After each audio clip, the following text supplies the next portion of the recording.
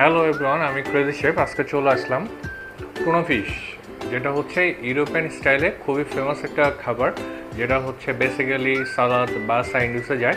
But আজকে এই European ফুডটা আমি দেশি টেস্টে আপনাদের দেখাবো। চলেন শুরু করা যাক।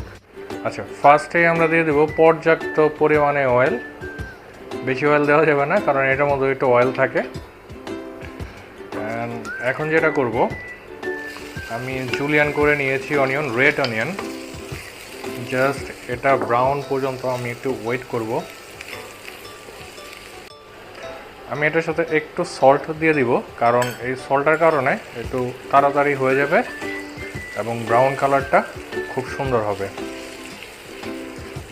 এর সাথে এটা প্রায় কালার হয়ে আসছে। এখন আমরা এটার মধ্যে দিয়ে দেবো একটু ginger and garlic paste, and এটা দিয়ে নাইসলি একটু মিক্স করে নিব। এবং এটার মধ্যে touch of turmeric, just for কালারের জন্য টারমারিকটা দিলাম। এবং এটা সুন্দর করে একটু টচ করতে হবে ভালো করে।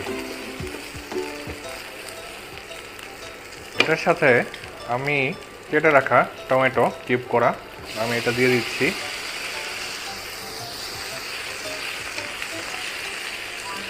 টমেটোটা দিয়ে সুন্দর করে এটা একদম মিক্স করে টচ করতে হবে। কালারটা কিন্তু খুবই সুন্দর আসছে। এটার মধ্যে আমি একটু গ্রিন চিলি অ্যাড করে দিব।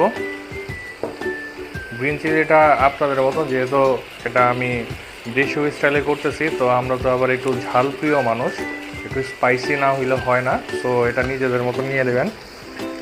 এটার মধ্যে এখন আমি টুনা ফিশটা দিয়ে দিচ্ছি। টুনা ফিশটা দিয়ে সুন্দর করে এটা মিক্স করতে হবে। মিক্স করে মোটামুটি 2-3 মিনিটের মতো এটা চুলায় রেখে এটাকে একটু ভালো করে কষিয়ে নিব। ব্যাস, আমাদের টুনা ফিশটা হয়ে গেছে। এখন যেটা অপূর্ণতা রয়েছে বাংলা খাবারের, ধনেপাতা না হলে জানি এটা জমেই না। সো আমি এটার মধ্যে একটু ধনেপাতা দিয়ে দিলাম সুন্দর একটা ফ্লেভারের জন্য। জাস্ট এখন এটা সুন্দর করে, ও নাইস ফ্লেভার, সুন্দর করে একটু মিক্স করব। অ্যান্ড এটা ডিনারের জন্য রেডি। এখন আমার সার্ভ করার পালা। সো আজকের মতন এই পর্যন্তই, আমাদের রান্না কমপ্লিট। সো আপনারা এটা ট্রাই করবেন এবং জানাবেন কেমন হয়েছে, এবং নেক্সট ভিডিওতে কী চাচ্ছেন সেটাও কমেন্টস করে জানাবেন।